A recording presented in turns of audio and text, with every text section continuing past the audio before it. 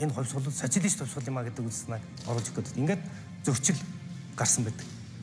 Тэрээс Монголын ард түмний сонгосон зам нь бол 1921 онд бас нийгэм журам өөрөө байгаа. Нийгэм журамынхаа учрыг чолоогүй. Тэр нийгэм журам үгээгүй ядуу одоо ардын эрх ашгийг хамгаалах гэдэг ийм томьёол орж ирсэн явдал бол мэдээж цаас нааштай хэлмэгдүүлэлт болох үүсэл гарлаар нь одоо ялгуурлан гадуурхах. Тэр үеийн намын үзэл сурталчид бол төвийг сагсан Швейцар руугаа хөгжнөө. Социализм капитализмтай зэрэг харьцсанаа. Орос хятадын дунд бол төвийг сахнаа гэсэн ийм байр суурьтай гарч ирээд тэр нь биелээгүй. Данцангийн одоо бичижсэн зүйл байгаа шүү дээ. Одоо Монгол бол Швейцар руугаа төвийг сагсан тийм орн болно. Тэгээд одоо ингээд хүн төрөлхтний дамжиж ирсэн тэр харанхуй англиг давж гарах бол боломжгүй.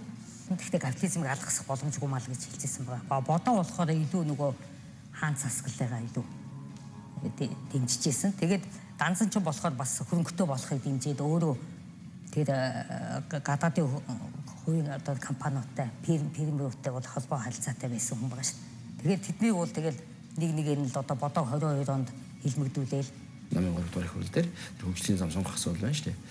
За тэгээд энэ дээр бол одоо Данзан бол өөрийнхөө байр суурийг тодорхойлж ирхэлсэн чинь үндсэндээ бол энэ нөхрийг одоо шүүх комисс гаргаад тэгээд одоо 24 цагийн дотор авчиж шаардсан буучдаг. Тэгээ хурлын төлөөлөгчид буудсан бахад тэд нар хуралдаал хийсэн байгаа шүү дээ. Тэгэхээр чинь одоо тэд дарангууд л одоо тэр коммунизмын одоо большевикуудын тэр хүч хилээд ороод ирсэн л гэсэн үг шүү дээ.